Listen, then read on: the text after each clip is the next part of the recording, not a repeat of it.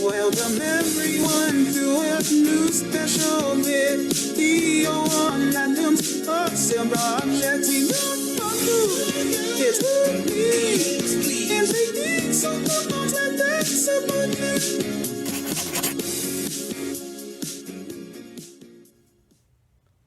Hey everyone, welcome back to the Adam's Awesome Projects channel. So today in this video, guys, we're going to be building Aurora Models The Forgotten Prisoner.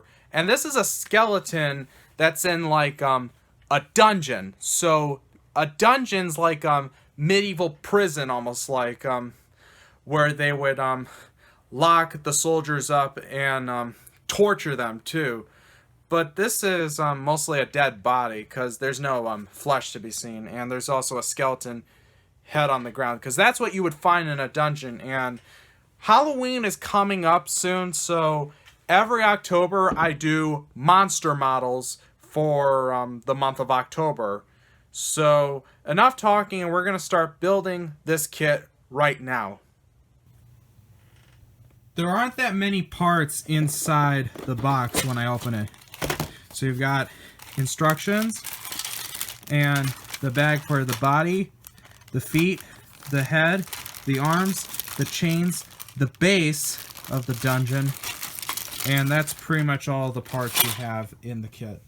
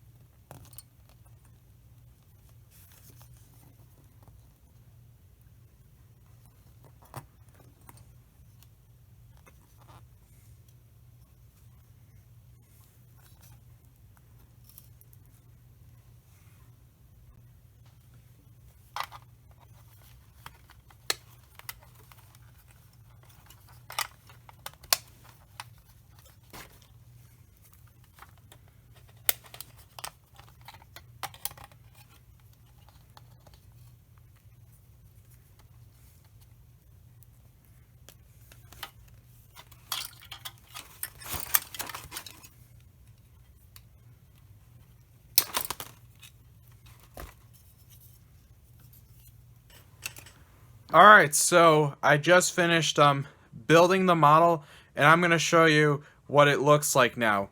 Here it is. So this is the completed Forgotten Prisoner's body. It's assembled, not fully painted. I painted like the bones, like Humble 90, which is a beige green color, and the bottom part here, which I call the torso. It's almost done though. And I painted it, of course, black, because that's how the Forgotten Prisoner is, because this is supposed to be like the clothing on it. And I do have to touch up some of the area, like inside, like, you know, the pant leg area. And that's okay, because we'll take care of that later on. So I'm going to start painting the upper part of the body.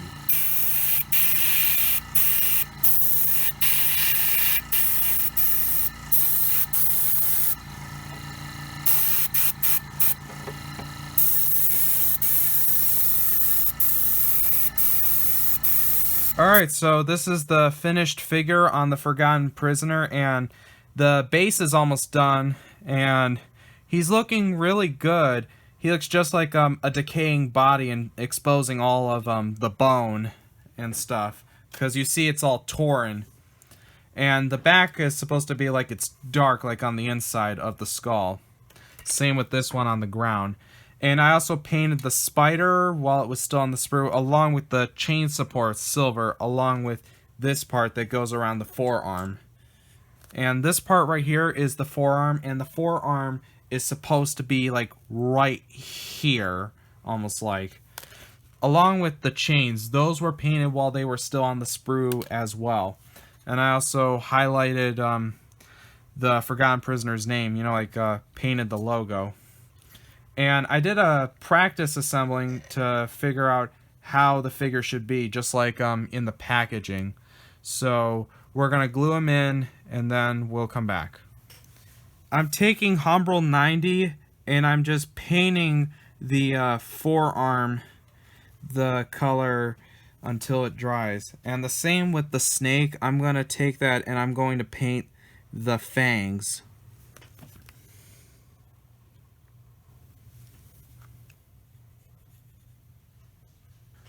Okay, so I just finished building the model, painting it along with the rats, the snake, and also the forearm. And now I'm going to show you the entire completed monster model kit. Here it is. This is the completed monster model from start to finish, and I'm very impressed with the work. I like the iron bars, and I also like how I did the brick pattern, kind of like on my Frankenstein model, to make it almost look like a real dungeon. I also like how the snake is close to his foot, almost liking to bite it. One is feasting on the forearm, the spider's crawling on the brick wall, and the rat is coming on the other side. Overall, this model is not quite the beginner's level because it is a little bit complex with those little chain parts you have to glue, even the copper parts that I painted. But I would recommend it only for intermediates and advanced modders, even though with a very good instruction sheet from instructions 1 through 2, it's kind of a little bit complex, but overall it's a really good monster model. Thank you guys so much for checking out this video on the Adam's Awesome Projects channel. It's a really outstanding model, and overall, Aurora is a pretty good company, and the model kit itself almost looked like something from the 60s or the 50s or the 1990s. I'm not sure at all, but why I say that is because of the plastic molding and also the instructions. They looked a bit something from the 1950s or the 60s. But overall, it is really not the beginner's level because, again, I did have a little bit of a struggle. But if you've built a lot of other monster models, you probably much know what you're doing.